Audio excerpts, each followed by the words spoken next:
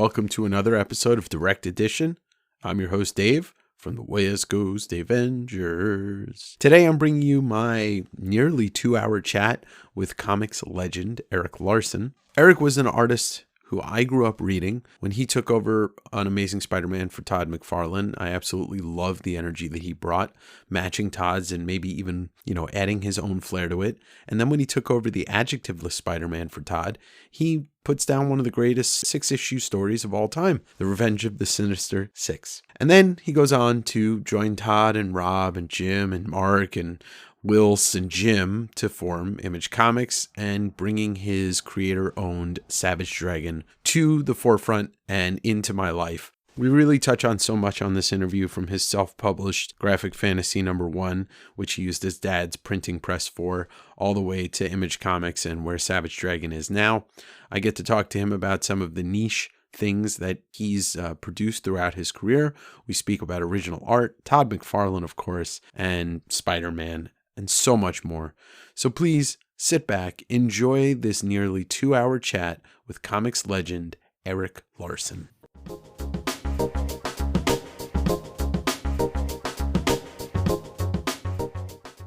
Hey, Erik. Hey, man. How you doing?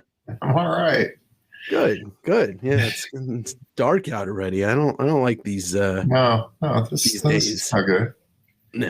No. So I wanted to just say thank you for your time today, and we'll jump into it. Kind of start with a little bit of the beginning. About All right. 160 miles north of where I am right now is a little town called Bellingham, Washington. And, that's where I know you didn't completely grow up there, but that's where your comics life began, right?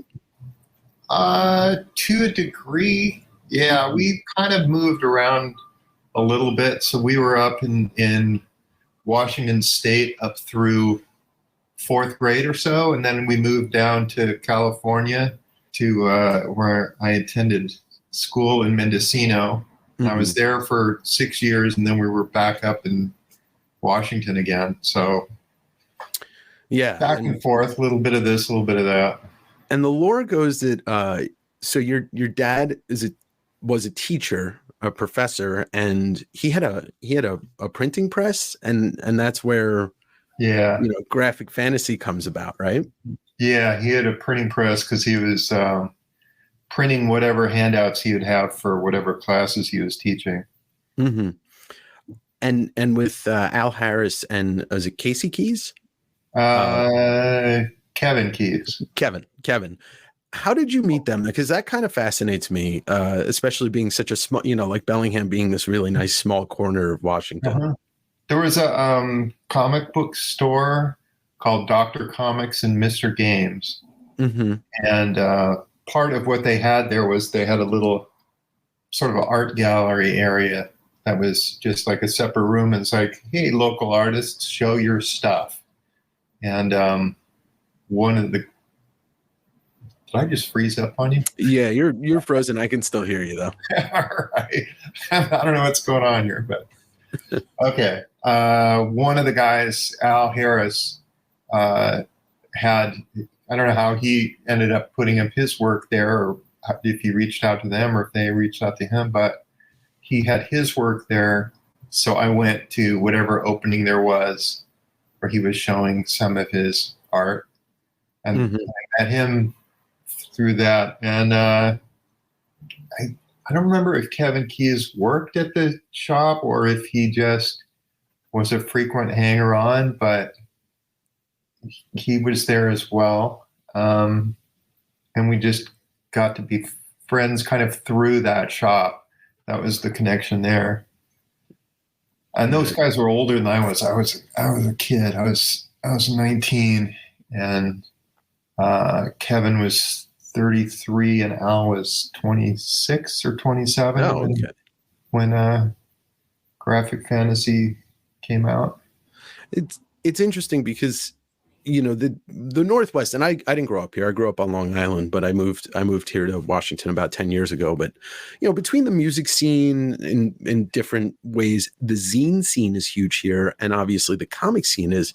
And it's just interesting that to hear your story and know that Savage Dragon comes from this kind of, I mean, I know you created it when you were younger, but publishing it yourself, publishing it yourself, is it something that you were just like, oh shit, I could do this? Like I can just put together a comic in my own house and print it out? Yeah, I mean, we had the press.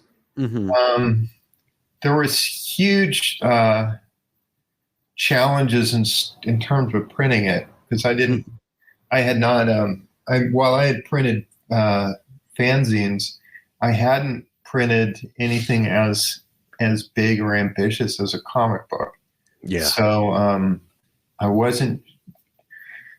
There ended up being these real limitations, like the actual field that could take color was a certain dimension, Mm-hmm. and it wasn't big enough to be able to make a comic book cover that bled to the edges. So what I had to do on Graphic Fantasy was I had the color part way to one side, Mm-hmm. and then the logo where it says Graphic Fantasy was a separate thing. So is that the original terrible one? Yeah, this is the original. Yeah. So you see the logo where there's the straight line across and everything above? Yeah. That was a separate plate. Uh-huh. Because all the rest of it was totally cranked down so that the ink could get on the lower part of it. And if you notice, like going through the logo right at the top, there'll be like a real skinny line that just goes clear across the top. Yep. That was the edge of the paper plate that was still picking up a tiny bit of ink as it rolled across the page. That's amazing. And I knew. Oh, sorry. So I had to do all sorts of things to try to minimize that line, which was, cranking the ink way down in that area. And then when I did that, then it made the top of the Prism logo too light, and it's just a nightmare. Also, I hadn't dealt much with printing before. So when I'm laying down the dot fields that make up the various colors, I wasn't accounting for the moire effect when you've got two separate bunches of color that are hitting each other. So the dots on a Ironhawk's cape in particular really fade in and out of dark and light. Yeah, you can see all the really colors in there. Terrible looking effect. It doesn't have that on the reprints because those are like the Image recently reprinted those things and I recolored it. And it's beautiful. It's like way better looking than that comic ever was. Well, I mean, but that's the thing that's about self-published and it's like, part of its charm is that it's super homemade. Yeah, we were trying to get it done for a convention. And so we had a definite deadline of it needs to be done by this date, come hell or high water. So we were up the night before the convention, printing those things and collating those things and stapling them. And then we didn't have quite it together enough to trim the copies. Yeah. So the first bunch that we brought to the convention were super ragged on the edge. There wasn't trimmed nicely to the shape of a comic book. And they were also sticky because they were literally just printed. So they're just these sticky, horrible things we were trying to sell for $2.25.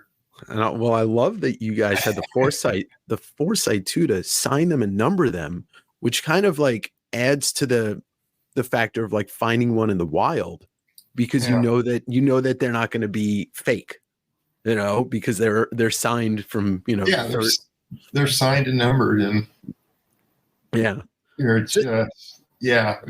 was such a thing. Like we wanted to do 500 copies, but we were using paper plates, which fall apart quickly. Yeah. So what ended up happening is on some of the pages we were able to get a full 500. On some of them, they had broken up by 300th issue, 304 or whatever. So on our first batch, we signed and numbered them, one of 200 or one of 300, one of those. And It's then the too, rest of it, we're like, oh, let's continue doing it. So it's like, so it's kind of a mess because there's people like, I don't understand. Why is this 2 of 300 and this one's 2 of 200? It doesn't make any sense to me. I mean, And if you think, it doesn't really. well, if you think about it, it's on brand. If we're talking about Savage Dragon, because it starts as a miniseries and then restarts, so the numbering on that, it was kind of a nightmare to do it. But did you ever connect with anybody else in the Washington area, as like people that were also self-publishing comics? I didn't have any way of connecting with them. I didn't really know if they existed, where in the world they would be.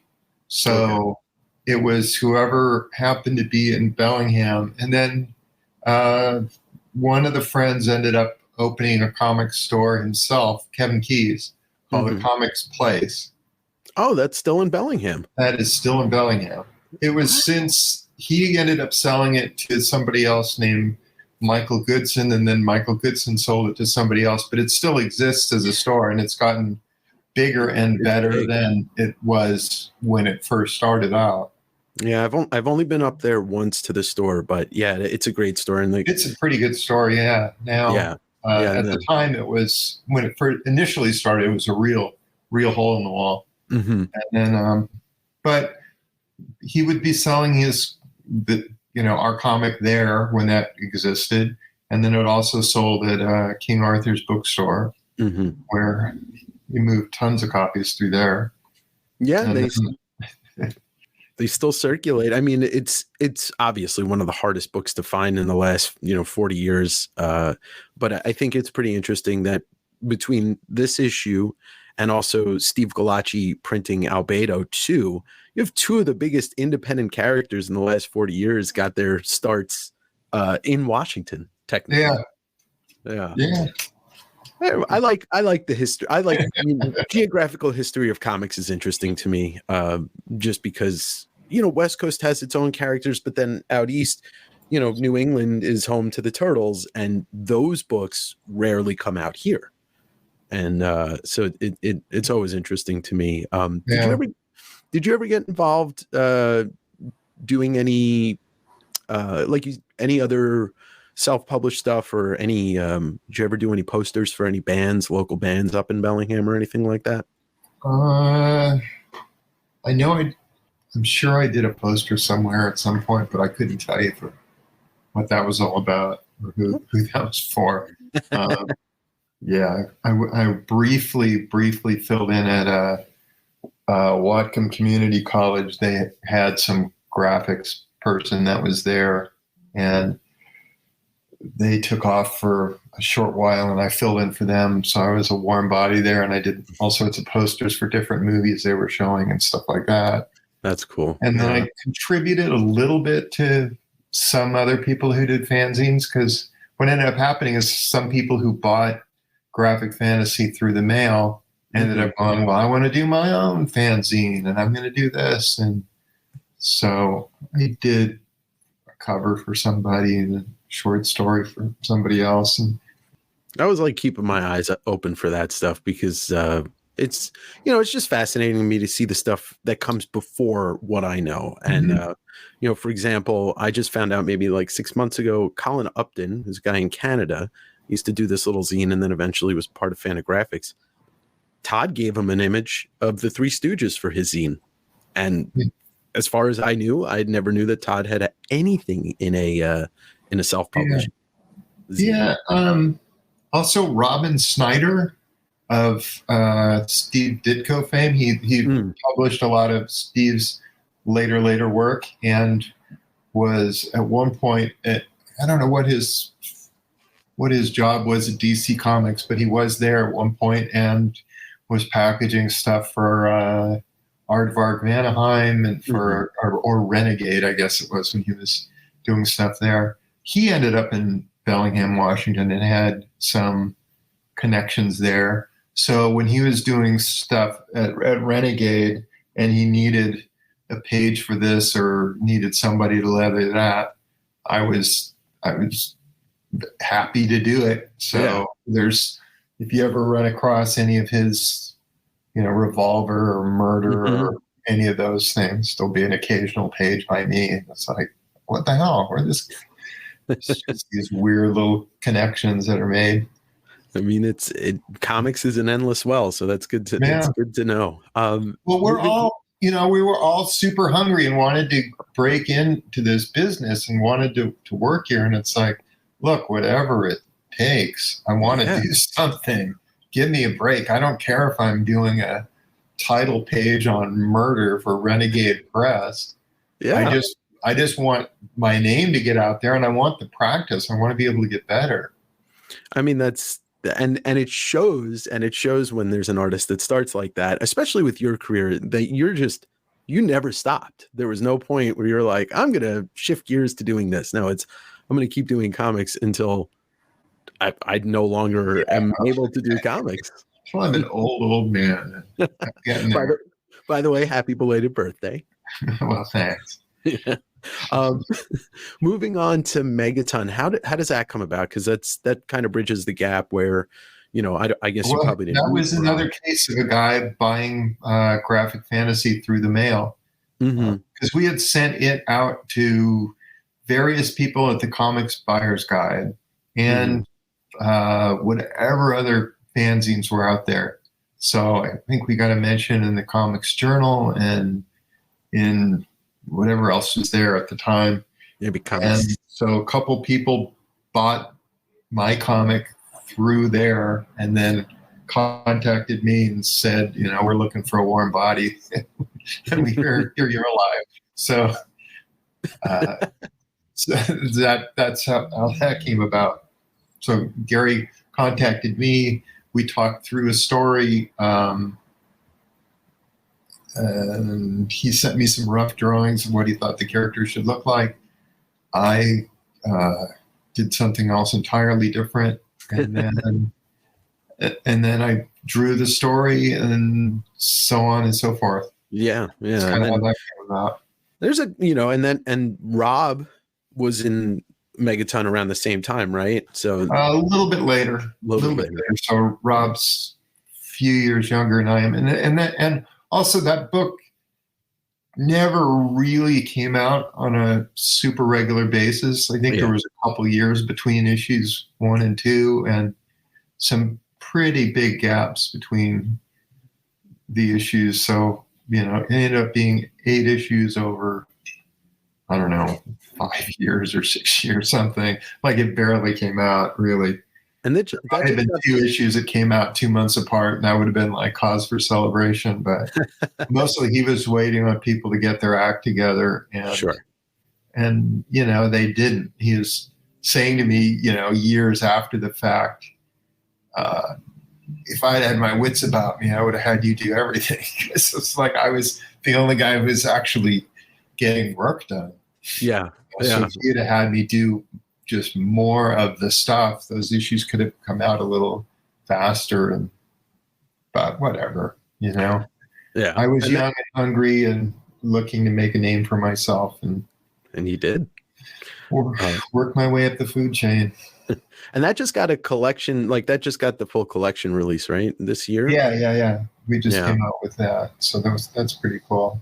Yeah, and I guess he's got enough material to do a volume 2, which would be entirely unpublished stuff. So he's got several other Vanguard stories by some other artist, and some of those other characters had other things done. Wow. I hope that gets released. I'd love to see that. I'd like to see it. Yeah. I do want to rewind a little bit, because I know I've read and I've watched interviews that you talk about your dad had a comic collection that was bequeathed to you. It was a lot of EC and Captain Marvel. But I've heard, but I want to know, what was and if this is the book, because I know you've talked about it, was the Hulk 156 was your first experience with getting a book for yourself? I think it was, but then whenever I check on some of those timelines where they show you, hey, here's what came out this year and that year, it may have been some other book. But the one that stuck in my brain was Hulk 156. Yeah. And that for me was, oh, this is awesome, and comics are cool and everything else. And But then there it was was an early issue of Iron Man, which I don't have anymore and can't remember the issue number of. And then I know at one point that we had gotten a bunch of 80-page giants from some thrift store, because I was like, oh, you're selling all of them for a nickel each. Well, these ones are fatter than the other ones, so I want all these. So there was that. And then my dad, because he was a Captain Marvel fan, mm-hmm. when Captain Marvel came back in Shazam #1, he came home with that. He was like, oh, he's back. Yeah, right. Because that was the first time he was published. And was that the gap between the golden and the silver? Yeah, it was. I think the last Captain Marvel stuff was like 1953 or so, and then it came back 20 years later. Yeah, roughly. It's crazy to think that, such an iconic character was not there for so long. But I guess was it a publication issue, like a legal issue? Well, Fawcett, who is the original publisher, mm-hmm. they kind of went in and out of business. They had stopped in the 50s and then came back to do Dennis the Menace, of all things, for a few years in the 60s. But yeah, they had kind of shut everything down when things weren't going so well. There was a lawsuit between DC Comics, who'd claimed that he was a ripoff of Superman. Right. They went back and forth on that.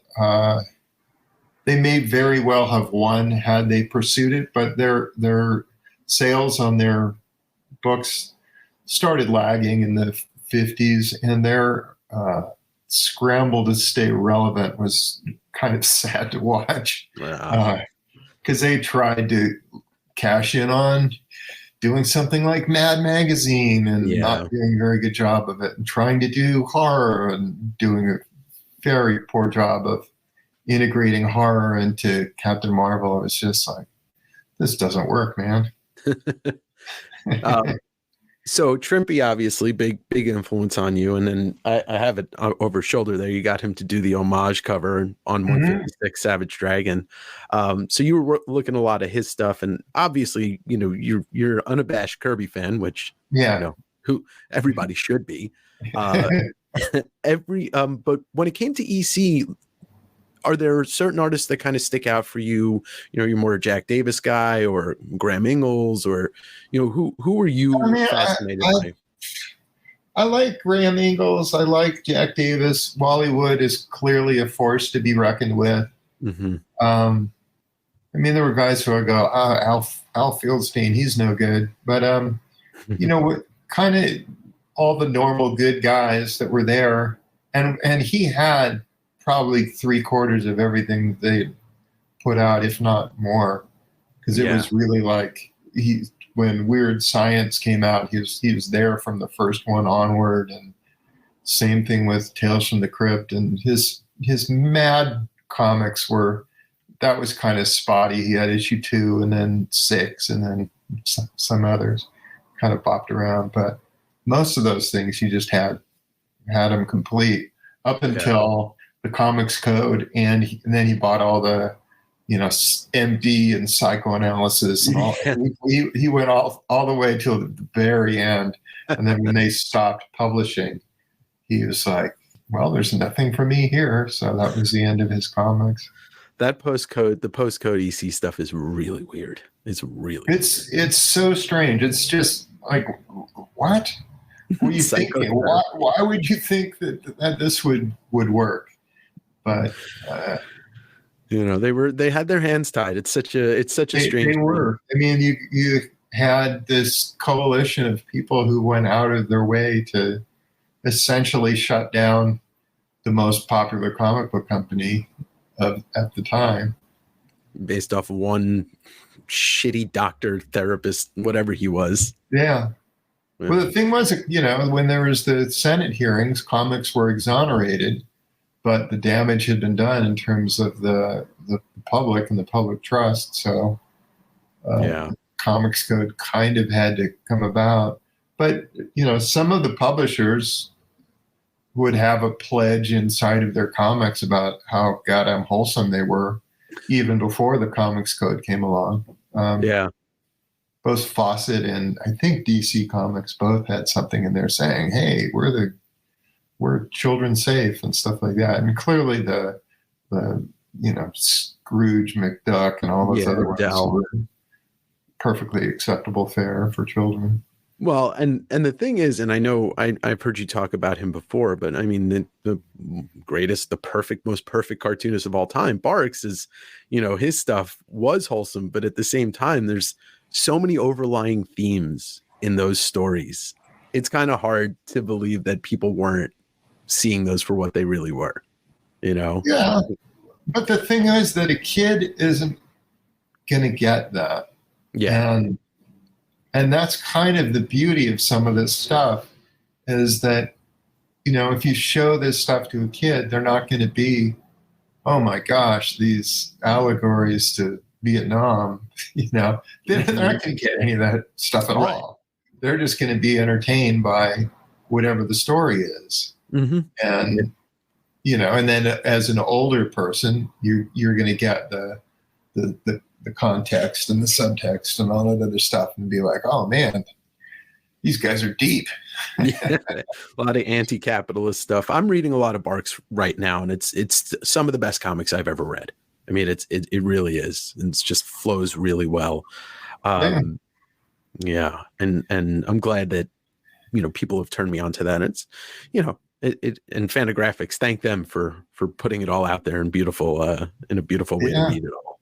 Yeah, that's great. I wish that there was some kind of comprehensive thing for the Captain Marvel stuff, but it's such a mess. In terms of the way that they've gone about it, and the books themselves. The problem is that it doesn't start off awesome. Yeah. So you kind of go, okay, well, Wiz #2 is a solid origin story for this character, and then subsequent issues are kind of a little too silly or a little too weird. And then when they expanded and added Captain Marvel's Adventures, they just farmed out the first 7 issues to basically anybody who could make comics. Yeah. So, the first issue is Simon and Kirby, and which is like, that should be great, but they did the issue over a weekend, and it's super simple stuff, and it's basically Captain Marvel gets in a fight. That fight goes on for a lot of pages, and then he beats the guy. Captain Marvel gets in another fight, and it's like, these are really, really dumb, empty-headed stories, and he's kind of doing CC Beck a little bit in that he's keeping the art open and there's no cross-hatching or any of that. So it's kind of that style. And then George Tuska does a few issues, and those are rotten.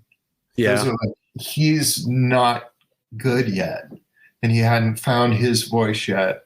And so there's some just incredibly poor drawing, and it's trying to be realistic, and those stories are super charmless.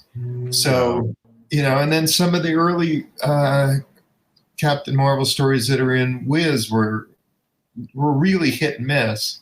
And it wasn't until Otto Binder came along and was just writing some great stuff that suddenly the book hit its stride. And it's like, well, how do we package this thing in a way that we can sell? You kind of would need to go, let's do a best of, and just go through there and just pick the good stuff and ignore the bad stuff. But collectors are like, we want everything. And then, why don't we have it from the beginning and show us all? Because the real early stuff is terrible.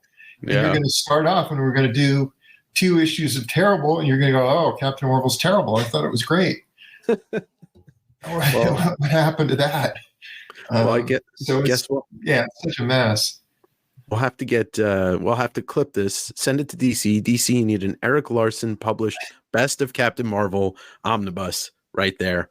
Yeah, And no, there's some great stuff. And if they would just do like, let's pick some good stories, put them in a bigger kind of cooler size. yeah, Because another problem is with these guys republishing the Golden Age stuff, this Golden Age comics, the dimensions are different. yeah, they're Those twice up. pages, the physical printed book is wider Mm-hmm. than modern comics, and so in order to print that bigger art in modern comics, they end up shrinking the art, Mm-hmm. and then It just gets those muddy. pages get to be a little too dense, a little too muddy, and then you just look at them and go, "These, I don't understand why these were a hit at all. I don't Yeah. understand." Well, I mean, that's a whole other discussion, and something I know you're pretty passionate about with modern, the way modern comics are published. We can get into Well, that. But there's a lot to unpack there. Yeah. yeah, a lot, especially these days with what's going on. Oh, But but jumping ahead to Marvel and your runs, you run on Punisher, but you run on Amazing Spider-Man. I actually made an interesting discovery today because I know that this is actually a fill-in issue you did, Amazing Spider-Man 2. yeah, that was a fill-in. I was doing the DN agents for Eclipse at that Mhm. time. Okay. So, and that was several years into the whole thing. And that Spider-Man is not my first Marvel comic in terms of when I drew it. It was my Okay. second one in terms of what I drew. Early on, when I had done the Megaton stuff and done some stuff for Americomics, AC Comics, I was Mhm. trying to gradually, slowly but surely, I was figuring out some of the things in terms of how to do just basic stuff, because when you're young and making comics, you want to draw guys just kicking the crap out of each other, and that was my Sure. strength. Was that, but having two people sitting at a table having a conversation with each other was almost impossible for me to draw. But so early on, I was doing stuff for AC Comics, and there was a lot more sitting at tables and talking than there was guys getting into fist fights. Mhm. So I learned a lot there. And then I met Jim Shooter at a convention, and we talked through doing a story, and it was a Hulk versus Thor story. And that ended up being an inventory job that sat around for a few years before it finally saw print. But it gave me these great samples that I could show, because it Yeah. was two known characters kicking the crap out of each other for 22 pages. And so that got me the Doom Patrol eventually, Mhm. and it got me DN Agents, and that Spider-Man story kind of came about right around that time too. And We that's just, we need a warm body. You're one. This needs to come out. So well go. I here's should the have really oh, pursued it at that point, but I did not. I did not know better.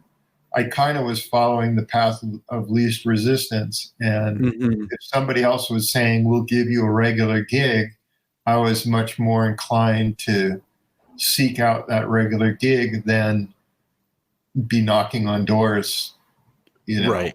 So I took uh, Mike Gold over at DC was kind of championing my work and finding me fill-ins and stuff like that. So I did Teen Titans Spotlight, and I did a Secret Origin story, and I did an issue of the Teen Titans.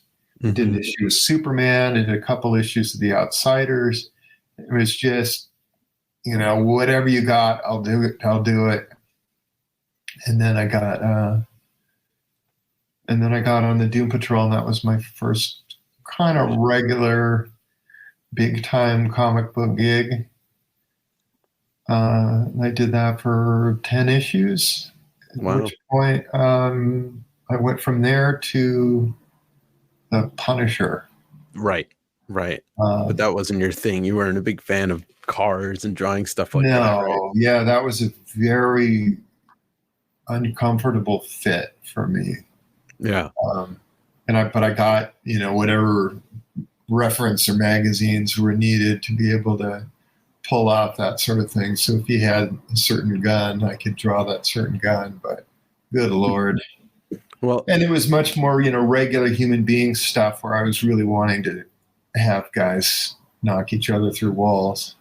which is what superhero comics should be for the most part. Which is what I want, Yeah. And I had pitched doing a Nova serial for Right. Marvel Comics Presents. And when I was given the green light on that, I said, well, I got to take off from this Punisher thing because here's my chance to be a big writer and artist. And so that was an uncomfortable goodbye. And then it turned out I couldn't do the Nova thing because they had big plans for him with the New Warriors. So that I was going to revive him in this. And then they're like, no, we can't do that. So it's like, holy crap, man. Just pulled the rug out from underneath me. What am I going to do now? But Terry Cavanaugh, who's the editor of Marvel Comics Presents, gave me a Excalibur serial. Yeah, that's right. I remember that. Terry Austin inked. And so it was unbelievably gorgeous once he was done with his part. And then that got me a fill-in on Spider-Man again. And that's so the question I do have for you now with this, and there's the lore of Michael Golden having that one print that had the spaghetti webbing. But I opened this book up today and I'm going to show you, this is, you did it before Todd did it. Yeah, I mean, he did it before Todd, but Steve Ditko had done it before all of us. So that's right. There's an early cover, I think, I want to say it's Spider-Man 19, but there's an early cover where he's got some pretty fat looking webbing that's going over the logo. But yeah, I mean, I was just ripping off Michael Golden right there. But it's interesting. Yeah, well, there it is. There it is. We like the lore kind of goes that print, inspired Todd, but I'm sure that Todd was ripping off Arthur Adams and Michael Golden. Just that's kind of the circle of life right there. Of course, Michael Golden would start it, and then Arthur Adams would continue it, and then Todd would take it from there. It fascinates me because when I was a kid, and I was born in '79, so by the time I started seeing Art Adams' work, it would have been like the new Fantastic Four run he did with that lineup. But it surprised me how many people were looking at Adams, and you're all kind of like the same age. Like he's not that much older. No, he's like the same age as me. Yeah, and everybody was looking at his stuff so early on. There's a lot of Michael Golden influence in all of us, and I think we're all kind of going, this is the guy, but he wasn't everywhere. And Arthur had a couple of jobs that were in the works kind of forever, so that when they finally came out, it seemed like, oh my God, this guy is amazing. And look how fast he is. Because Longshot was coming out at this right around the same time that the New Mutants special came out and that X-Men annual. So it looked like, my God, this guy's doing just this incredible body of work. But I had that same kind of thing go on because I was working on The Punisher, and that was an editor. Carl Potts was the editor of that. And he was crazy deadline guy. Like, you got to have this stuff in way early, and we're on the ideal schedule. And if you're not making your deadlines, I'm going to pop somebody else in there and stuff like that. So I did 5 issues, and the last issue was a double-sized. And none of them were out. I had completed my run and was working on Marvel Comics Presents, which had something of a buffer. Yeah. And then I went from that to doing Spider-Man, and it was Punisher and Marvel Comics Presents and my fill-in issue of Spider-Man kind of were all coming out right around the same time. And it looked like, holy crap, this guy can really pound out the work, and look how different it is from each other. And it was just a situation of those guys all having staggered deadlines and stuff like Right. that. And you being hungry too is Oh also yeah. a piece I of was that. trying my best. No, You I know, mean at that point I could pencil a book in about 3 weeks. So if I had the opportunity, if I would do something else, you know, mhm. like, okay, I'm going to do my issue, but if I can do a fill in over here, I'll fill in that spot. So while I was on Amazing, I still did more stuff for uh, Marvel Comics Presents Yeah. and, you know, whatever else. Because I was, you know, still trying to figure this stuff out. Yeah. Yeah. Really, you And, know? and you did It's that like at one point I was like, I want to learn how to ink. I'm not, didn't never really got comfortable inking. So yeah. I contacted Terry Kavanaugh and just said, what do you got, man? Just send me anything you got. I want to learn how to ink. And he sent me a 8-page Steve Ditko Human Torch story that I inked for Marvel Comics Presents. Hmm. And I inked a Namor annual. Oh wow. I feel like I Over might remember that. yeah, over James Fry. And it was he, you know, that was a super deadline thing too, where he was like, well, I've got 30 pages, but we've only got about 2 weeks. So how many do you want me to send you? And I'm like, send me all of them. I'm going in. I mean, it's great. It kind of does, you know, it's an testament also to the foothold that you got on the comics industry so quickly because of that. I mean, your work ethic, you know, precedes you on that. And you were even doing fill-ins for Todd because he was doing what, bi-weekly on ASM? Yeah. Well, that's the thing. That's that when it got to be bi-weekly during the summer, that would just kill everybody. Yeah. Everybody who worked on the book. It's like, holy crap, now I have to do them in 2 weeks. God, I can't do it. But yeah, I mean, you kind of have to. Yeah. I did one of those issues. I think I did in 8 days at one point. It's like, gotta go. Wow.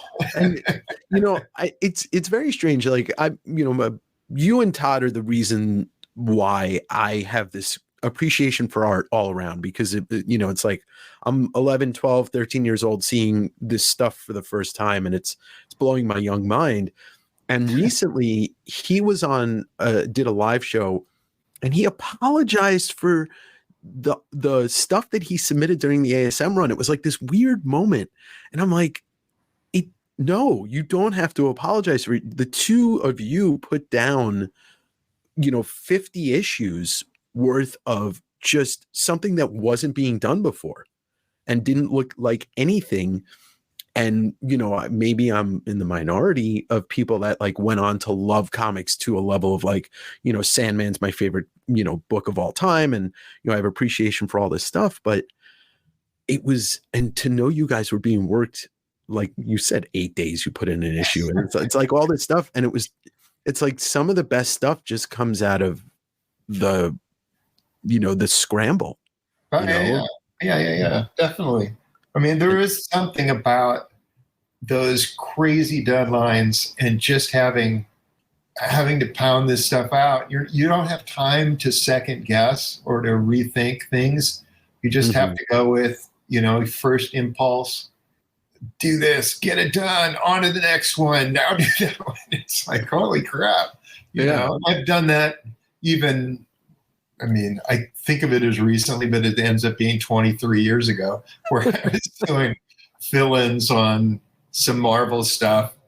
I did a short run on Spider-Man and on Thor. And, and then I did some Defenders and Fantastic Four World's Greatest Comic Magazine. And it's like all those things were pounded out pretty goddamn quick because it's like, gotta go. Yeah. And that was like when they relaunched a lot of those titles, they were number ones. Yeah. Yeah. But I mean, even before that and before Image, it was like you did those two Sinister Six stories, the one in ASM and the one in Spider-Man. It's like to this day, some of that stuff is the best Spider-Man imagery, period. You know? And it's you were just crunching it. But I Yeah, do want I'm not going to argue with you, but I mean, I don't think there's any artist who looks back at their old stuff and goes, wow, this is amazing. I think we all kind of look back at it and go, God, that nose, that's gonna drive me crazy till the grave. Or look at that broken hand or messed up shoulder or whatever. yeah. You can't help but look at your old work and see all the places where you fell a little short. But the fans look at it, they're just seeing that the just energy that was in that stuff. It's just supercharged with passion, and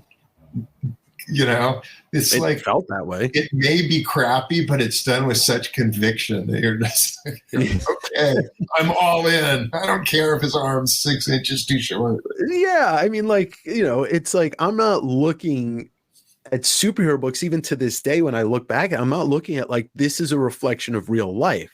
This is a fantasy. This is a graphic fantasy. Well, I mean, it can't be anyway. There's so many different parts of it that you go, first, it's static images. It's not something that's moving. Right. Secondly, real life, there's no black line defining the contours of anything.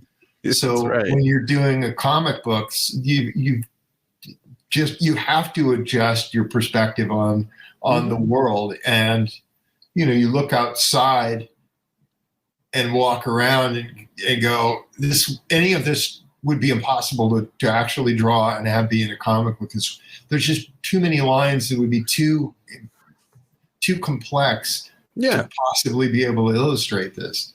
It's like just walking down the street. It's like, oh, there's all these bricks and there's all these windows and there's just too much visual information that can't possibly be in there.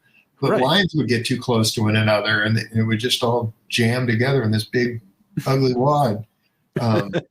So you have to distill all this stuff down. And then once you've done that, it starts getting more and more stylized. Mm-hmm.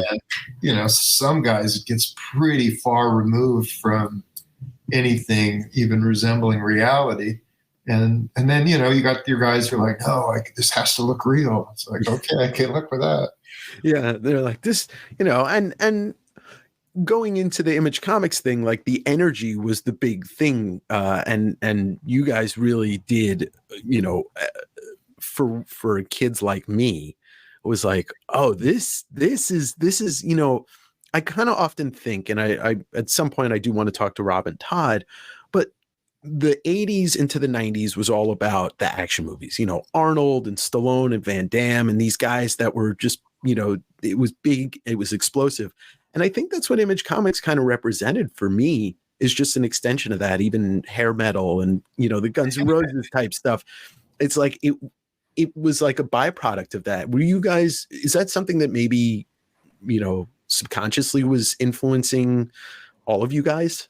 I'm sure every single thing you can imagine was influencing us, from album covers to MTV to, sneaker commercials. Or Levi's commercials. Or whatever. I mean, Image's name is from that, Image is everything slogan. So, it's all there. It's all being crammed in there. In, the 80s was that whole period where everybody had big hair and shoulder pads and all that kind of crap. And so that's going to be reflected in the comics. We're all trying to outdo each other and Yeah. So, do you think that the kind of deadline crunch that you guys were dealing with in Marvel was kind of like the reason why, and it, not all the books suffered from it, but a lot of the early Image books suffered from being so late. Do you think that was kind of like everybody was so overworked coming out of Marvel that it was like a chance to kind of like pump the brakes, but some people pumped them a little too much? There was a bit of that. And there was also, we want these books to be bigger, greater, more awesome than anything else. It's like the first issue of Savage Dragon had a 27-page story. And, the second one did too. And then the third one was 29 pages. It's like those could have been 4 issues instead of 3, and they could have come out more frequently had I done that. But it was, I can do this. I can put as many pages as I want to, and I can make this the greatest comic book ever made. I want to give people a bigger, better, crazier, experience reading this stuff. And, and there was, no threat of, you're going to be fired if you don't get this issue out in time. Right. So there was a bit of that. And also keep in mind, none of us had started anything. Sure. Really. So, while X-Force was a first issue, it was a continuation of things that had gone on prior to that, as was the X-Men. And so none of these guys came in here going, I'm going to form a universe from the ground up.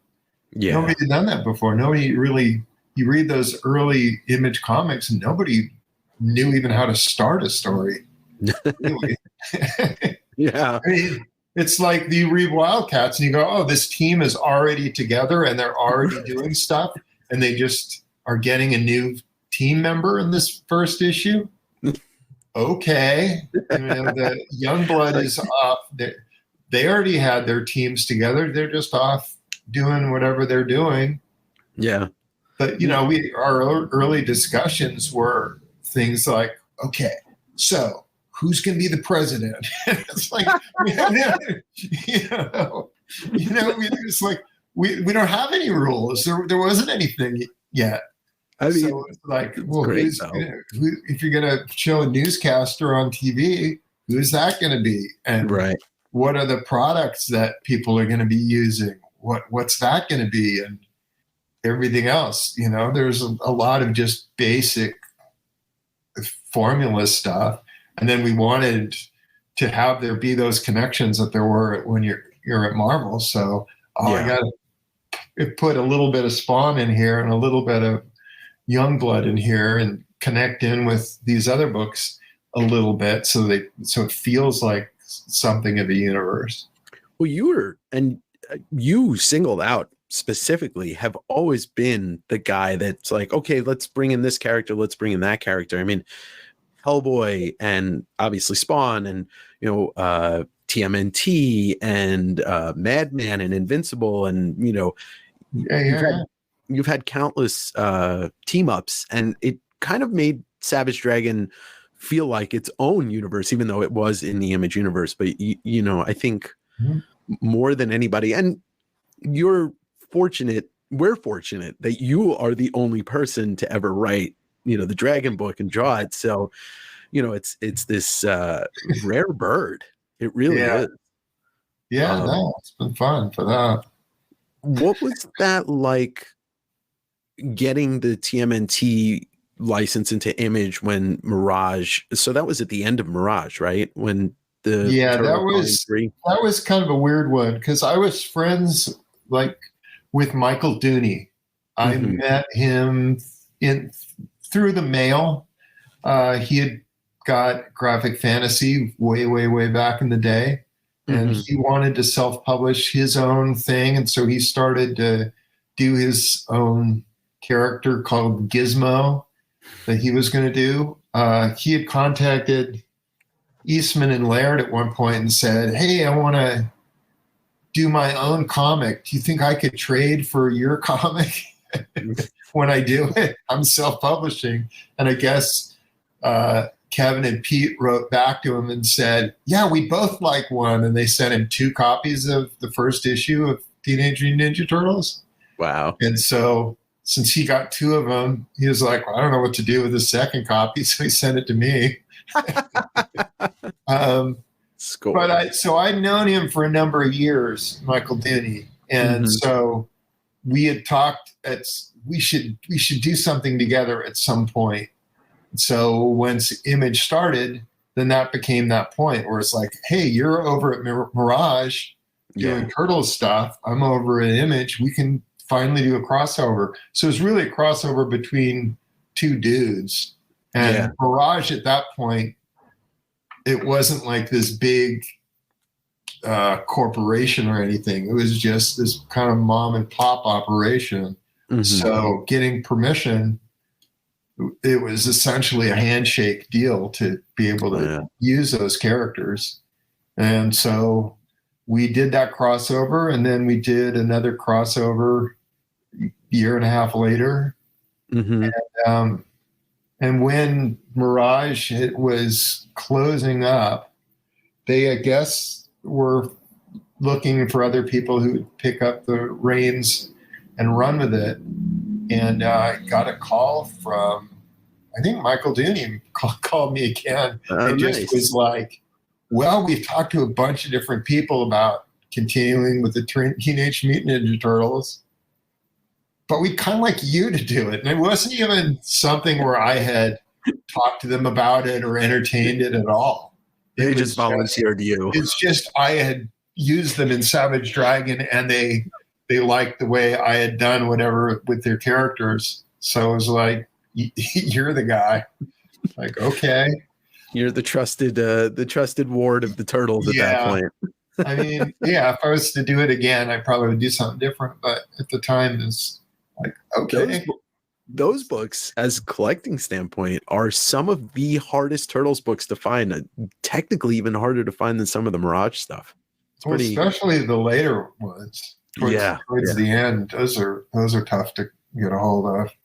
Yeah, low print run and all. Before we continue, I just want to make sure. Do you have a little more time, or? Yeah, whatever. The dinner bell will ring at some point, and I'll just be like, "I'm out of here, man. Screw you." Fair enough. If you end the interview that way, it'll be the greatest thing of all time. With Dragon, when did you? Was it the plan from the beginning, or at least an idea from the beginning, to tell it in real time? Yeah. That was always my plan. I always wanted to do that. It's one of those ideas that people always suggest it with Marvel and DC characters. Mm-hmm. And it's usually like as you turn 30 and go, wait a minute, Superman's 29 and I'm 30. What's going on here? Somewhere around there, people decide, wouldn't it be cool if these characters grew up with me? Yeah. But people are always deciding, yes, it would be cool when you're 30 for that to happen. It would not be cool if they had been aging the whole time and you're coming in on it with, oh, look, it's Spider-Man's great grandchildren. How cool is that? Yeah, he's using a walker. He's like, Peter's just 2 sheets to the wind. I mean, he started 61 years ago. I know. And he was essentially 17 when the book started. Mm-hmm. So, you're dealing with a guy who would be pushing 80. And then Superman started in 38? Yeah. And he was a seasoned reporter then. So it's like, how old is, even if you go, well, let's make him as young as possible and have it be like just out of college, 22. Even so, 22 and 38, it's like, that's an old guy. He would be dead. He would. I mean, granted, he's Superman, but Lois would be long dead, and Jimmy Olsen would be a corpse. Yeah. Yeah, Wolverine's the only one you can make an excuse for because of the healing factor, It's whatever, but it's and you can only do that with so many characters. Otherwise you got these characters keep getting bumped off or whatever. But I wanted to take up the challenge, and I kind of understood going into it, well, Marvel can't do this because they would be ruining their toys. And they don't have anybody who's creating new toys. They've just got people who are putting another coat of shellac on the old toys. So they're incapable of it. DC's incapable of it. But let's let's see how this might play out if somebody did something like that. Just as an experiment, how could this work? Would it work? What would work? What wouldn't work? What would be what are the downsides of doing this kind of storytelling? Mm-hmm. And there are definite downsides where, doing continued stories is difficult, because then you go, I've got these 3 issues, they're continued right into each other.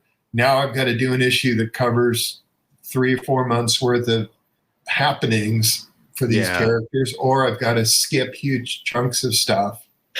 If you've got a villain who's scheming, he's going to be sitting there scheming for months on end.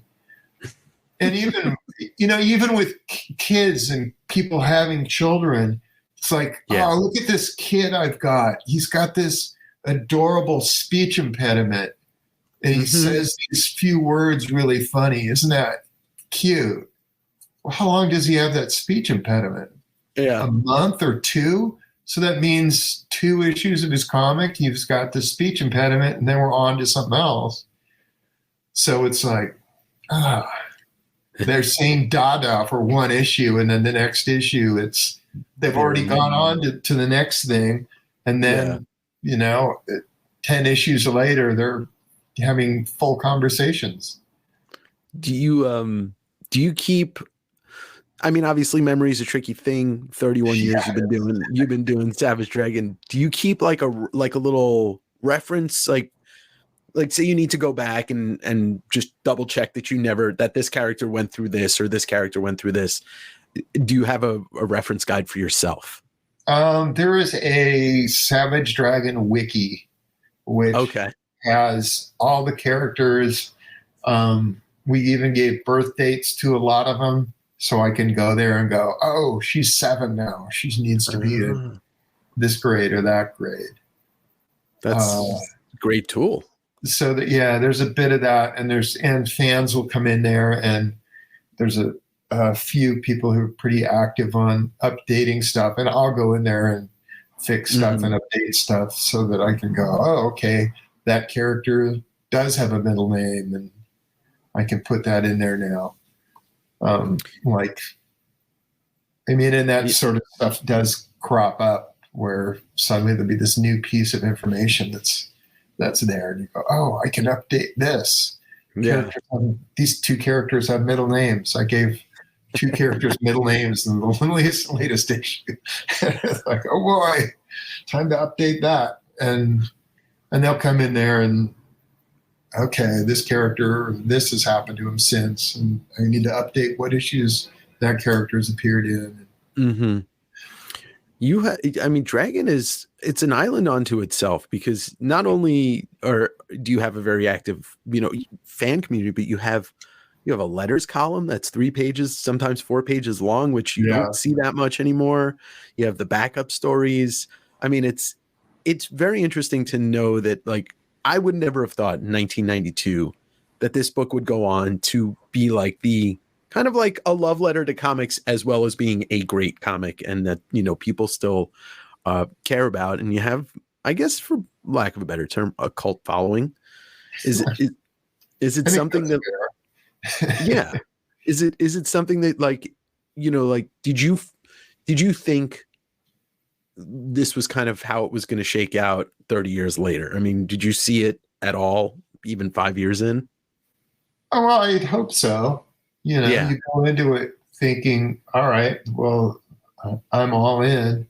I kind of had in the back of my head, when I was getting into comics in the first place, been like, okay, well, if I ever do a Dragon comic, I'm doing this till the end of my career. And that was just what I had thought. But you don't know, it's like, of course, how long is the rest of your career going to be? And when we started Image, I kind of was hesitant to even do Savage Dragon, because I thought, I don't want to start the rest of my career now. I'm still in my 20s. But here I am. Yeah. I mean, you went back to Marvel, and you've done some stuff with them, and I guess That's one of those things. It's like, I think you had talked about doing something soon with them, but I don't know if that was a rumor, if I heard it. I just did a 10-page story that I don't even know when the hell it's going to show up, or I don't think it's a book they've even announced yet. So I don't really see anything about it. Fair enough. It's put me in a weird spot where I'm like, so can I not sell this original art? Because that's right, from some book that's not out and hasn't been announced. And it has no name and we can't talk about it, but eventually we will. What am I supposed to do?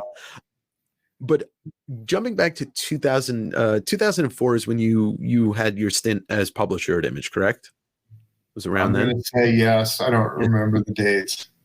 So it's interesting because in my comic life, the 97 to like 2000, I don't think I read anything new.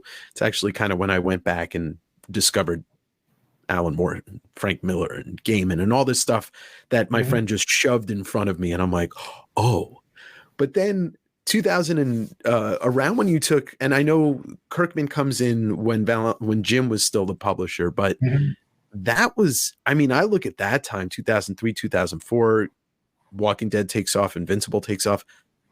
Comics, it takes a whole new life then. And what was that like, from a publishing standpoint when, Walking Dead takes off and brings this whole new life into Image Comics that, to at least for an outsider's perspective, wasn't there? Good for him. good for us. It was a good time. It was just to be able to have a strong example of something that works. Yeah. Really helped to be able to draw more folks to Image Comics, and plus, being the publisher, there was a lot of kind of going back and forth with different creators and trying to kind of massage their ideas a bit so that they could be more successful. Like the Luna brothers had pitched a book called Heroine. That's which right. Was about this female superhero, and I was like, you can't call it that because I realize the two words are spelled different. Sure, people aren't that smart. They're just when you go into a comic book store and the guy's like, have you tried heroin yet? It doesn't work. It doesn't work. I want heroin. I'm looking for heroin. Was that what eventually became Girls, I guess, or The Sword? That was their first book, which was Ultra. Oh yeah, that's right, Ultra. Man, that was their very first title. And then during the time that I was publisher, I think Jonathan Hickman did his first book, which was The Nightly News.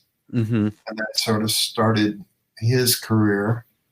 So those were the two guys, and I guess Kirkman too, who submitted their work blind. Yeah. Where you just, sent it to the publisher and said, hey, how about me? And then we took a shot on them and they became something. Kirkman was a little circuitous in terms of how he got in because he wanted to do something. Valentino wasn't really having it. So Robert and I did a mini series together called Super Patriot. We did the third Super Patriot mini series together, and he and Corey Walker had done that, and that was kind of the proving ground for Invincible. Yeah. So they did that, and it was like, okay, well, I'll take a chance on you guys because you've done this thing. It did reasonably well. You guys made your deadlines. I'm going to trust you on this. And so then Invincible was able to kind of come out of that. And then Walking Dead was, okay, well, you've done this other book, so we're going to trust you on this one too. Yeah. It worked out. Yeah, it worked out, and that was the thing, is trying to say to people, yes, Image has done some superhero stuff early on, but you don't have to do superheroes. But, there are some things you need to do and we would like you to do. Mm-hmm. And part of that is, let's choose some titles that are easy to, first, let's get some logos that are readable. Yeah.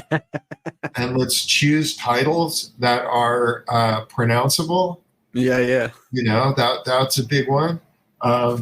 Let's start I know that this is creator-owned stuff and you're supposed to be able to do whatever the hell you want to, but how about we bat around some cover sketches so that you're not putting in something that is just a mad scramble from when you're looking at a newsstand, because you want to be able to look at a comic book cover from across the room and be able to identify what the hell's going on that book.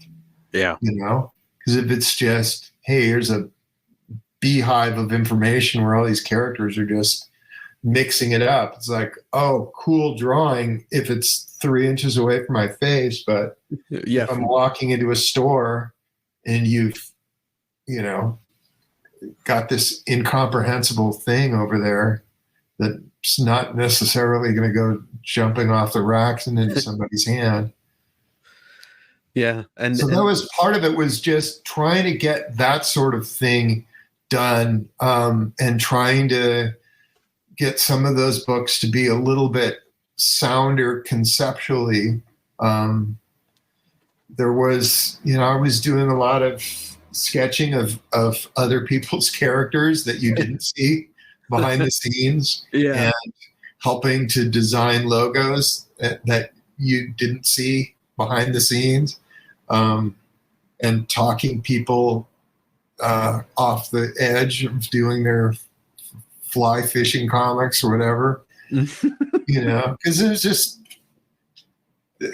what you don't want is for somebody who's been working at Marvel for 20 years to go, okay, I'm finally going to break out and I'm going to go and I'm going to do a project on my own. Mm-hmm. And then it's a huge failure. And then they just go back to doing whatever on their own again, because at Marvel or DC again, because, well, boy, it was a huge failure. And it's like, well, maybe you shouldn't have called it whatever. I mean, you see these psychoanalysis was a poor title choice.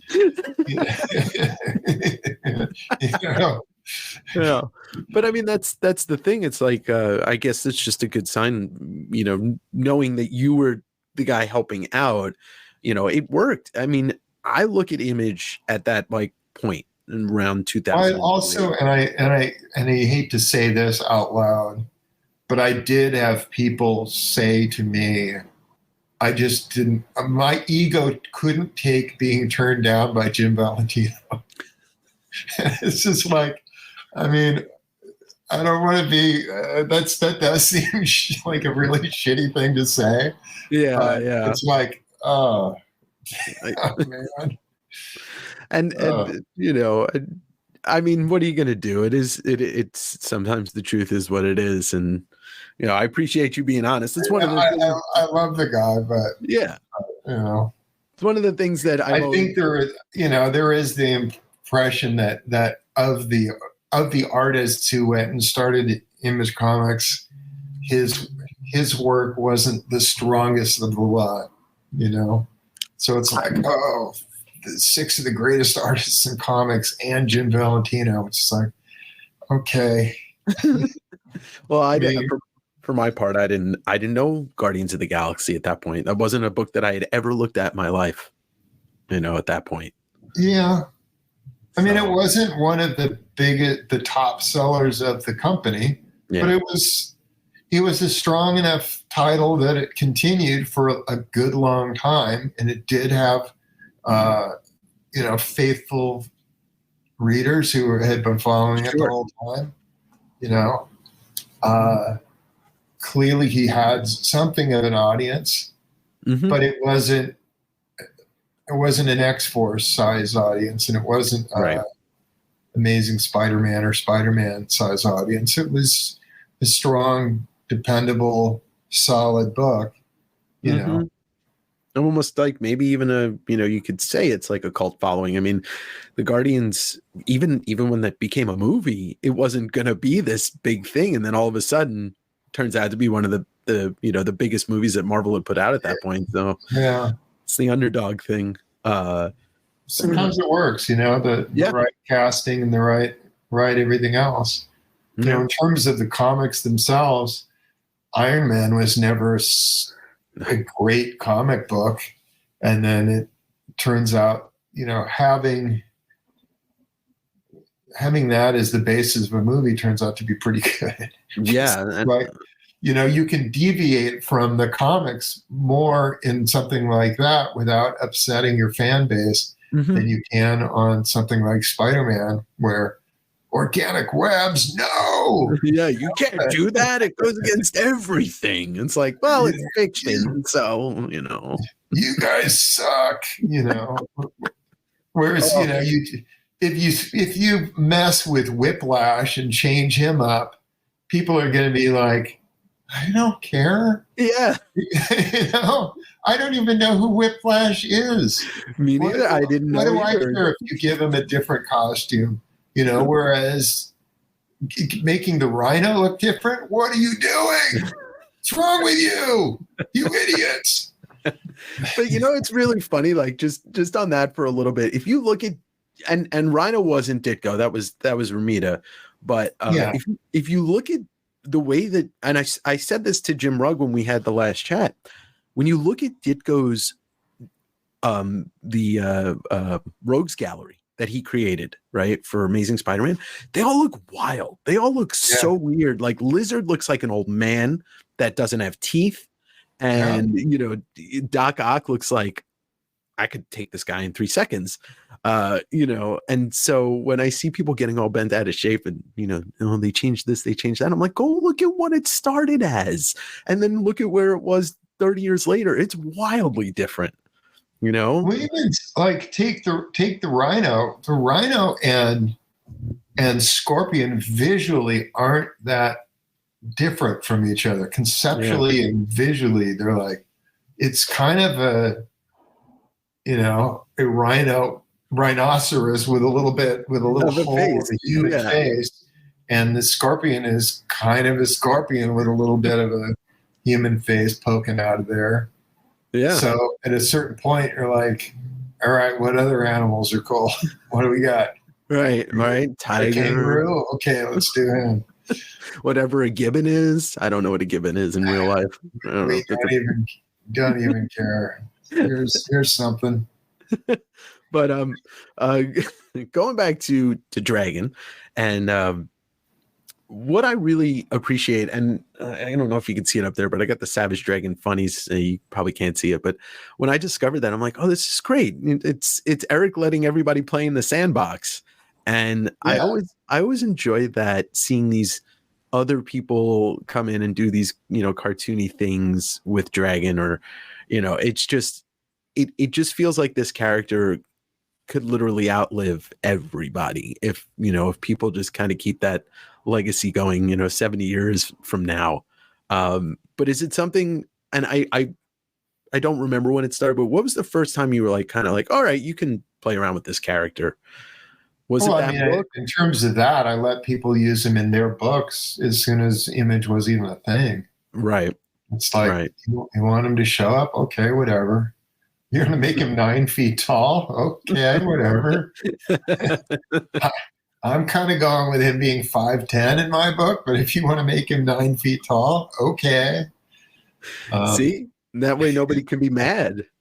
Nobody. Well, at a certain point, I just decided that Image continuity should basically be every book is its own world, and where those characters cross over is where those worlds converge. But if I'm reading Wildcats and Dragon shows up in it, that's kind of from the Wildcats' point of view. It's like I'm listening to a story being told to me by one of those characters. Zealot is telling me about it. It's like, oh, he's 9 feet tall. Really? All right. Whereas if it's in my comic, it's like, oh, he'll look perfectly right. Right. He's going to be the height. But I'm going to get something wrong on your dude for sure, because I'm not going to read it. You want me to actually read your comic? Okay, forget it. On other things, like I have Herculean and the Kung Fu Bible stories. That where does the Kung Fu Bible stories come from? It's you and Bruce Timm get together with the editing of it, and I mean I laughed my ass off reading that.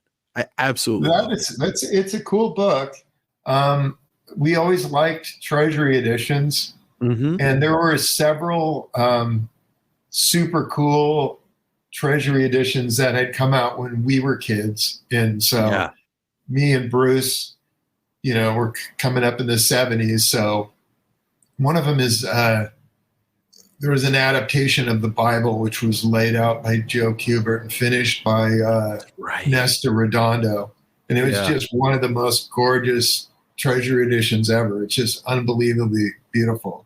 And then there was some Kung Fu one. They did a Kung Fu Treasury edition that had that, like Herb Trimpe did some new art for, and it was just kind of a bunch of different Kung Fu stories that are all tossed together in this Treasury edition.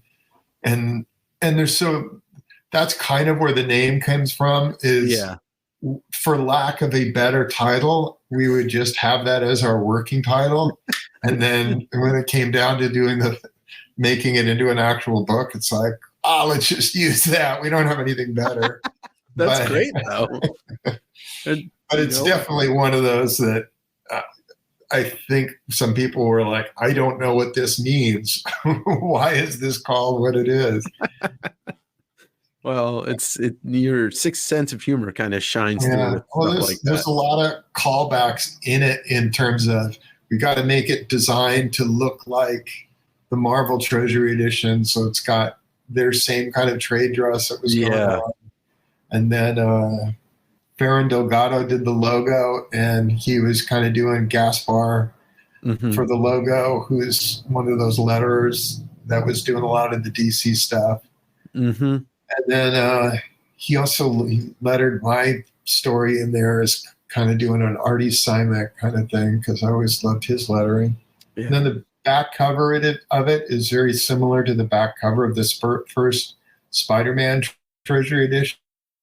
So there's a bunch of like different things that are kind of reminiscent of. I think that thing at the top was kind of what was on the first Spider-Man one, and we were just looking at various Treasury editions and how they had done it, and being like, all right, well, let's take this bit from this and this bit from that, and man, and it's a murderer's row.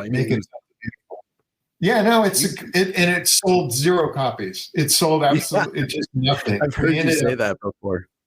We ended up the sell through on it was terrible, and we ended up destroying a bunch of the copies of it, because it was like we had overprinted on it, and it's like, you're paying for storage on all this stuff. So it's like, all right, it's a heartbreak. So it's really too bad that it didn't do better than it did. I mean, a bunch of those things.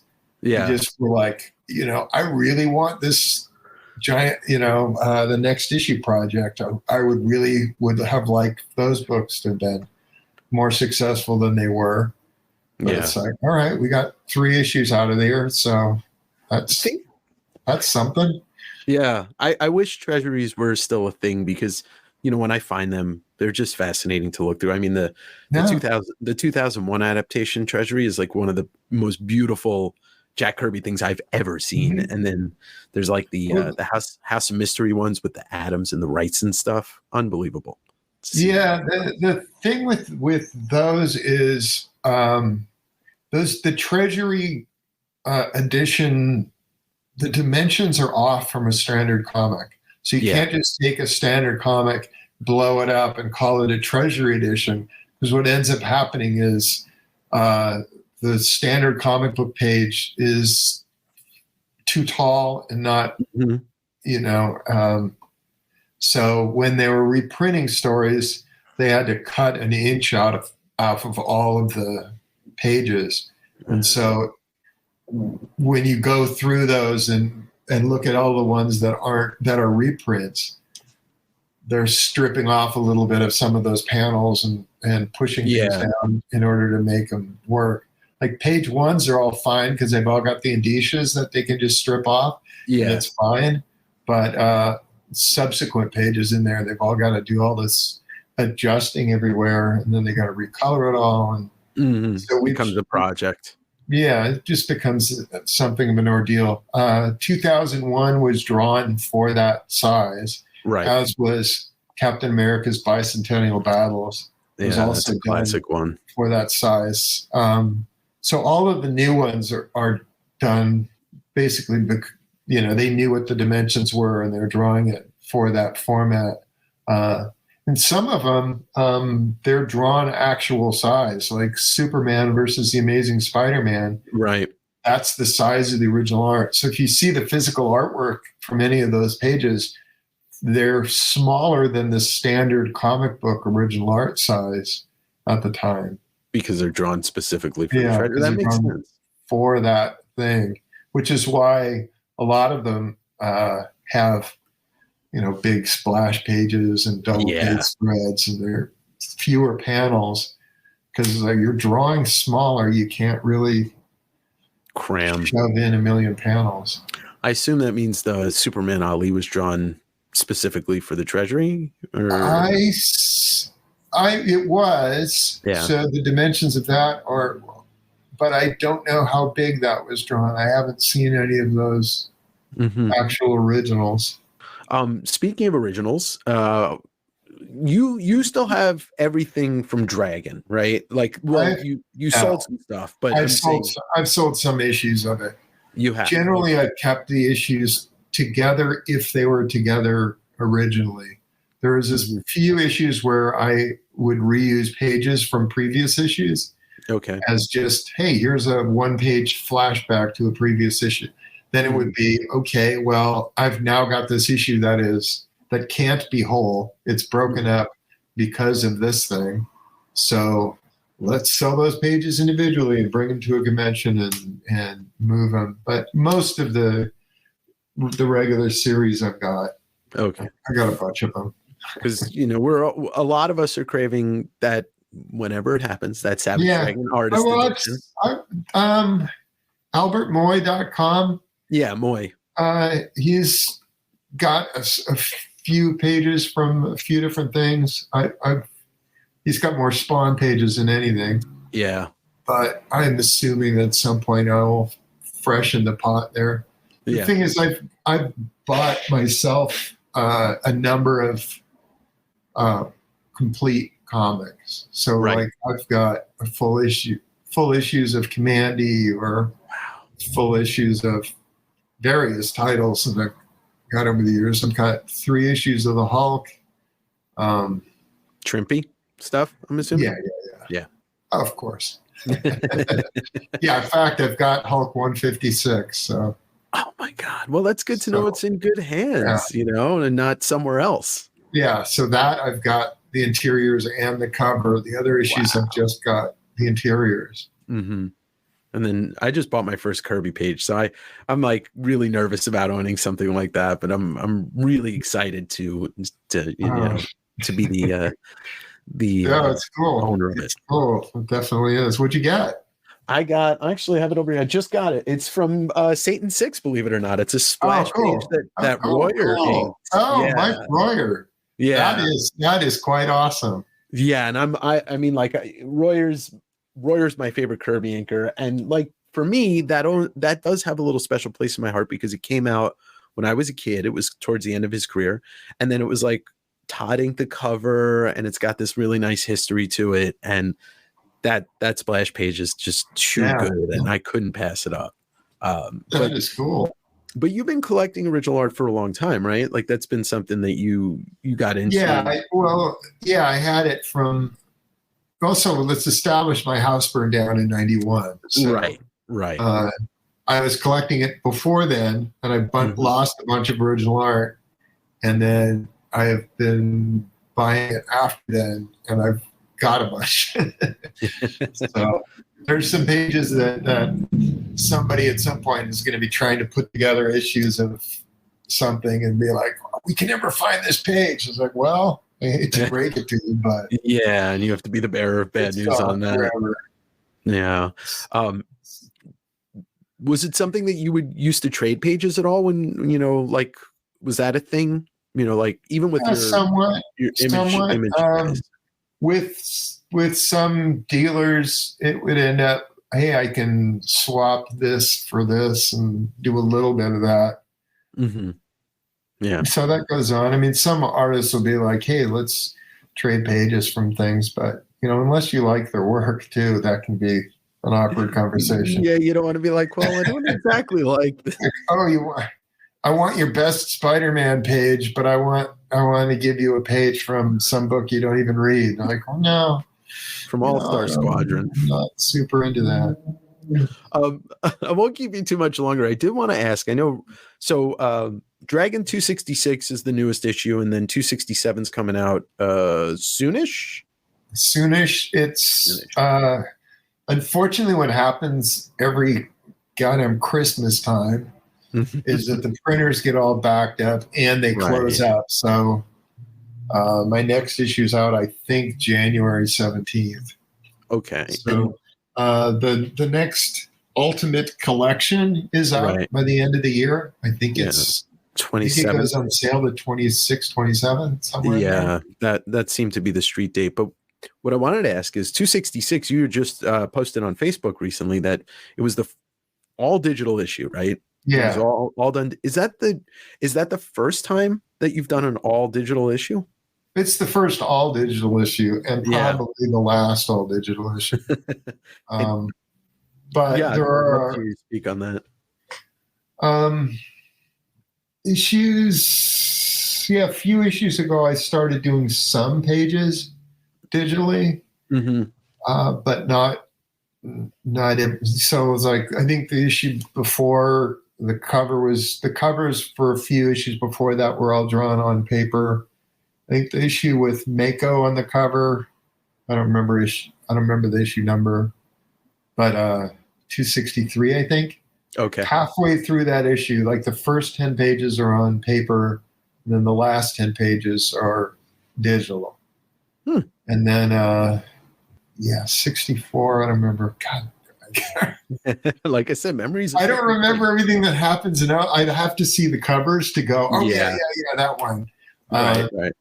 But like, there's one where he's fighting some chick in the snow, and he fights Samurai in the snow, and I know that the fight scene, there's like 5 pages in a row there that they're all done on paper just because I was like, this computer stuff's going too slow. I'm going to try this. But the issue, which was backstory on Paul Dragon, the story of Paul, that cover was drawn on paper, and that whole issue was digital. Oh wow! So but there are still like occasional panels like, I'm pulling in this from a printed comic, and then I'm monkeying with it. So some of the lines were pen and ink at one point.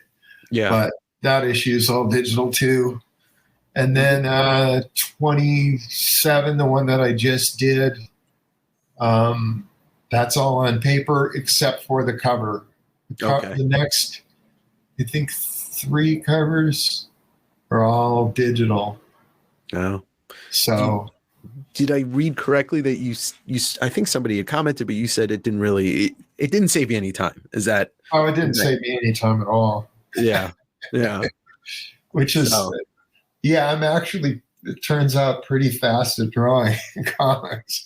Been doing it a long time. I've been doing it a while, and then there's certain things that you can do on the computer that are more difficult to do than drawing on paper. Part of that was doing because that one issue was all in San Francisco, so it's like I can pull in reference photos and be able to draw over photos for some of those backgrounds. Like, oh, that's going to be a real building, and let's draw on top of that real building with straight lines. So there's that. You know, my car suddenly got to be pretty good. Something you don't like drawing, so.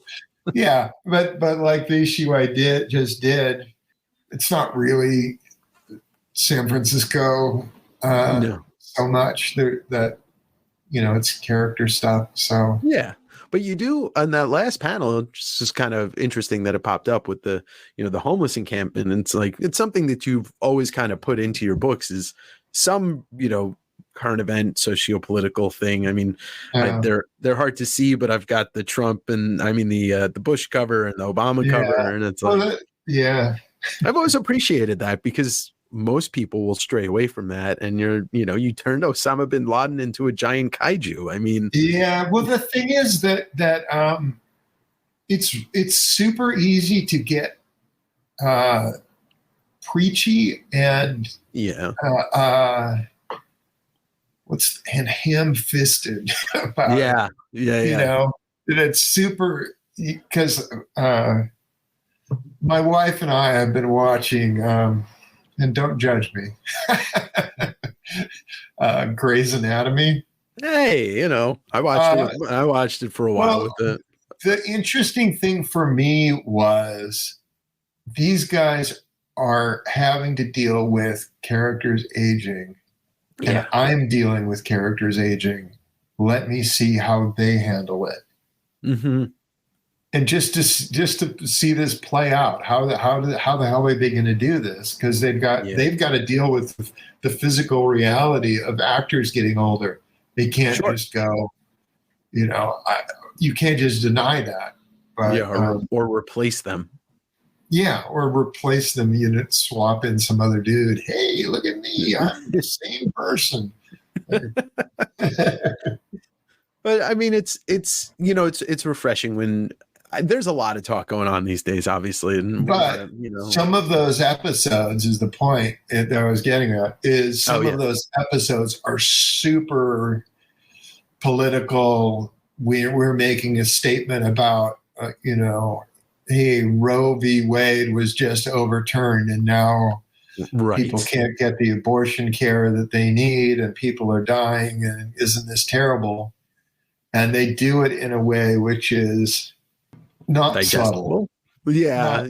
Subtle. It's just not. And I think that's the problem that some readers have with the way some comics are written.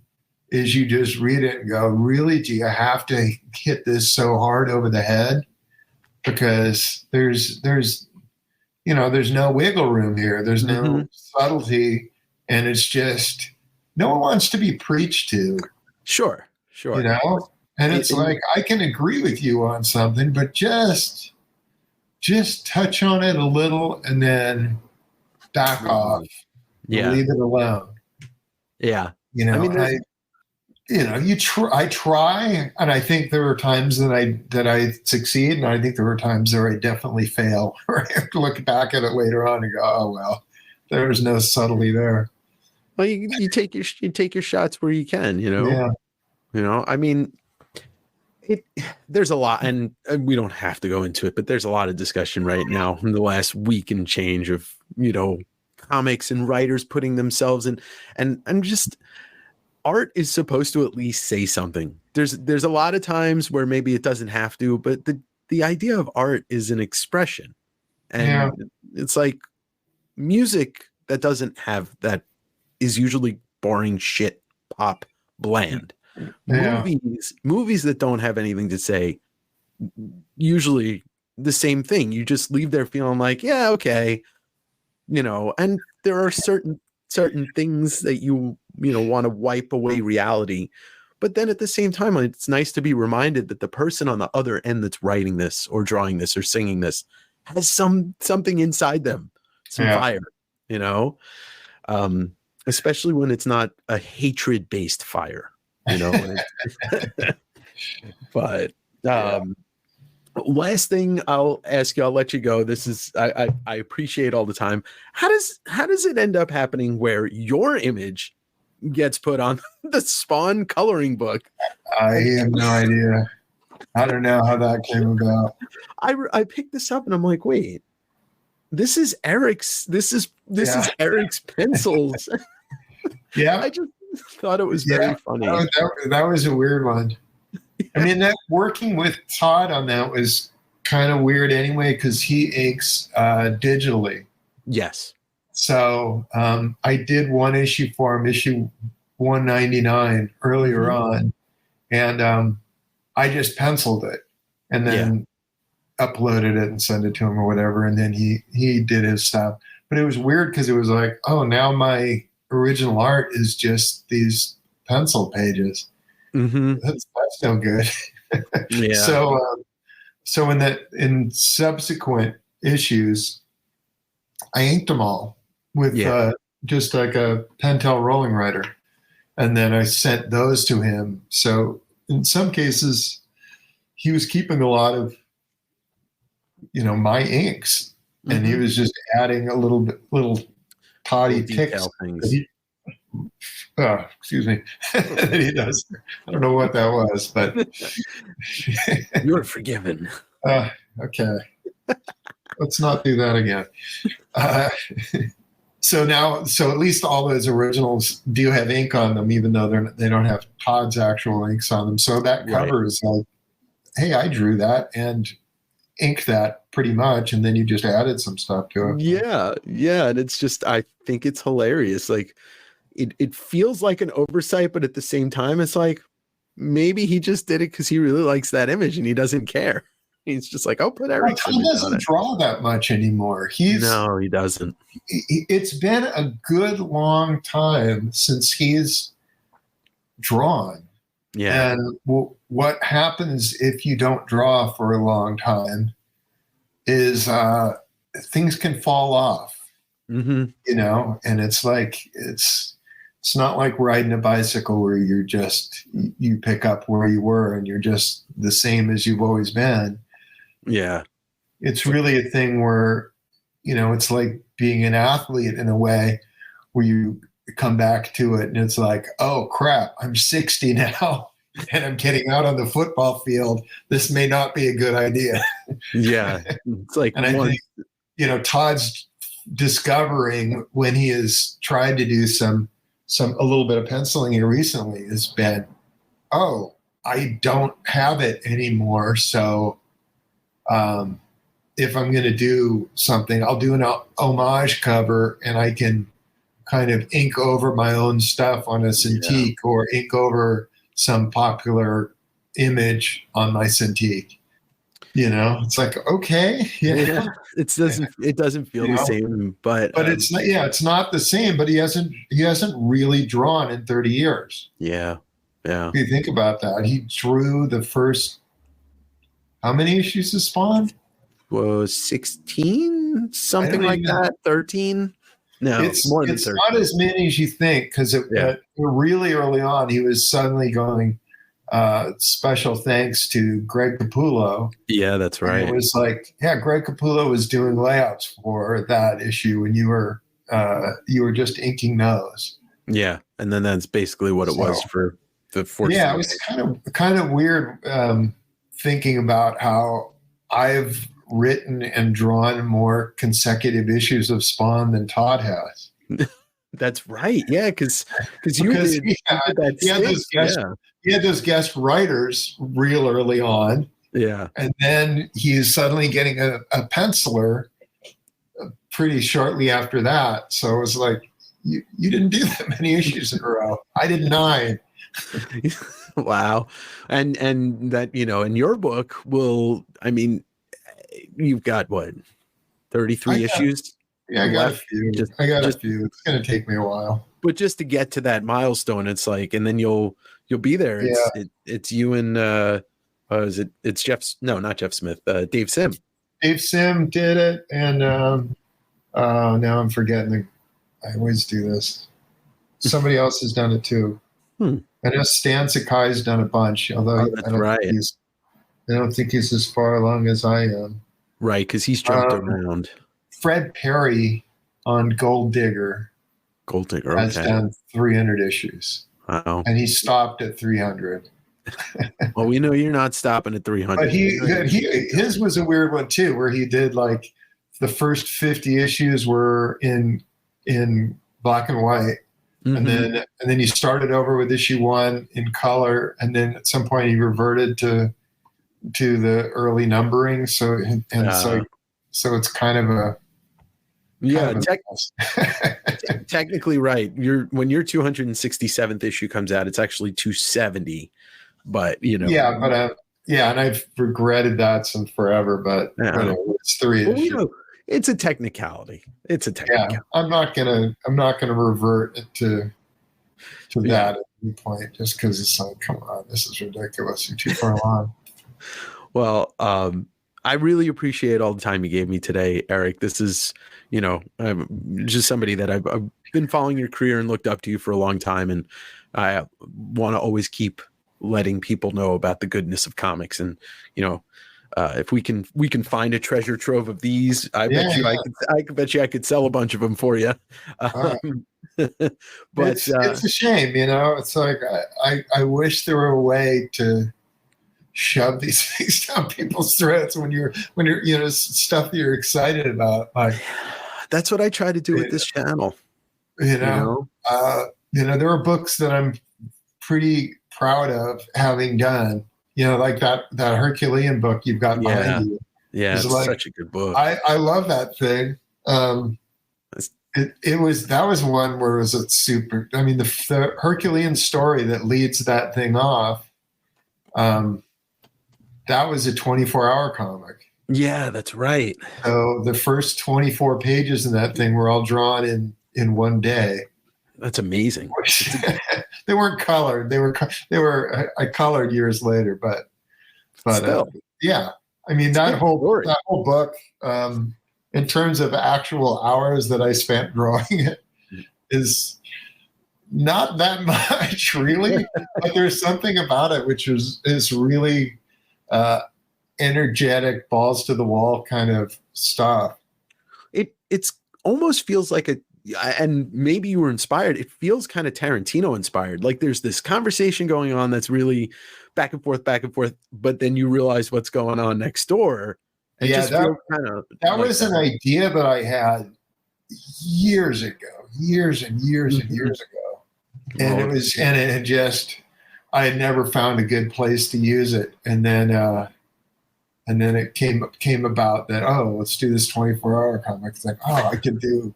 And it kind of was from there was an issue of a book called The Trouble with Girls. Have you ever heard of that title? I have, yes.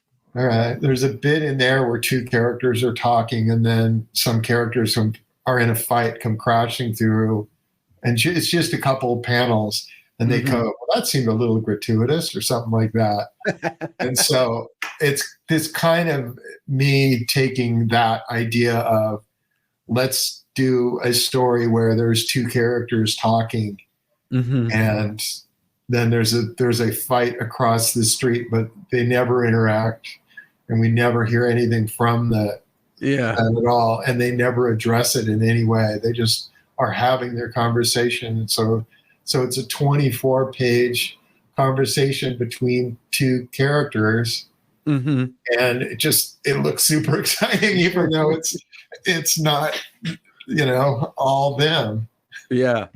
And if anybody can find a copy, please pick it up if you find it. I mean, the reason why I think it pulled in a little Tarantino to me, it's kind of like the diner scene at the beginning of Pulp Fiction, because in that scene, Sam Jackson and Travolta are at a different table having a conversation about the pig. And then, we switch perspectives at, halfway through the movie, and that's when the robbery's happening from their perspective. Oh, okay.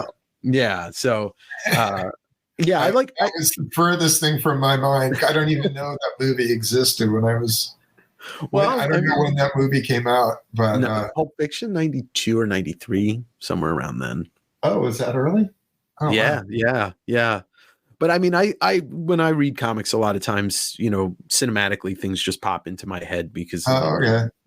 I think a lot of good comics are written in a cinematic way. They're not maybe written to be movies, but Yeah. they're written in that kind of thought process. But this channel, I always try and show off books that I really like to read, and I always encourage people to seek out the things and then seek out what inspired those things to exist. And, the artists that you looked at, I tell people, like, go back and look at that. So, That book in particular is kind of, I think, is a good coffee table book for people who just want to casually read comics. Like there's funny, quote unquote, funnies in the back. Yeah. Just, one page of gags or a 4-page gag story or whatever. And it's super easy for just the casual person who's not a comic book fan to just be able to pick it up and go, oh, okay, I get it. Doesn't require the knowledge of comics. There's no backstory. You don't have to know anybody's origin. There's nothing of any sort, but you can read, hey, here's a dude who's got a cheeseburger for a head. What's going on with him? That shit is so funny. I mean, like, Erik, right. Like I would love to see, more of this stuff in Between Dragon, like just funny stuff that's just easy to, easy to laugh with, because, I read this recently again the other day, just sitting on the couch, and I'm reading it. And I'm laughing my ass off. And I'm like, it's not that often that we pick up a comic book and really start to laugh. So really appreciate that. And so thank you so much. Before we get going, we've got the Ultimate Collection of Savage Dragon Volume 2 coming out December 27th. Yeah. And then next year, January, we'll have the next issue, 267. Anything else to promote? I'm going to continue to do comics. I mean, it'll be Savage Dragon for forever, for a while. Eventually, I'll be back to doing some more Ant. I was doing an Ant series for a while there, and I just ran into a wall. So it's okay. The problem with these Ultimate books is they require way, way, way too much time. Right. And, they've got all sorts of sketchbook stuff in the back. And then there ends up being a bunch of stuff I need to do with doing color corrections on a lot of the files. And it ends up being just months of time that I don't really have to devote to this stuff. They end up being really nice looking books. They are.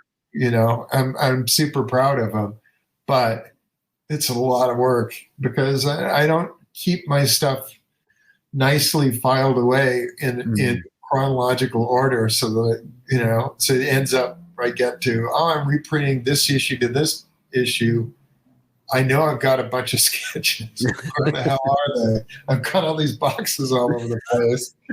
And when we moved, I wasn't sitting there going, "Oh, let's put all the." It's like, oh my god, this is. You need an art assistant, but I need a drone so I can just put to work. Just some seat moistener. It could be over here, just going through sketchbooks and looking in the backs of pages, and but I can't even employ my immediate family to go searching for this kind of stuff, because they wouldn't recognize it as this pertains to this issue as opposed to something else. You need a comic nerd.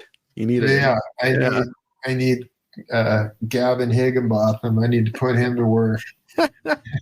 Well, hopefully maybe we can get a clone of you or something, a second, just to do that. You need Super Nerd to come by and be like, oh, I recognize this. It's just,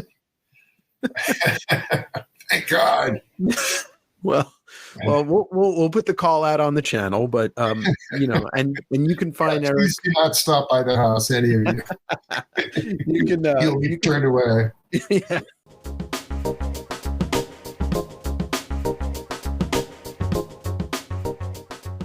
Thanks for listening to this great chat that I had with Erik Larsen. I'm excited to do it again some point down the line. Don't forget, if you can, review this podcast on the platform you're listening to. I'd truly appreciate it. If you're not subscribed, please do so and spread the word. I'll see you next week on Direct Edition.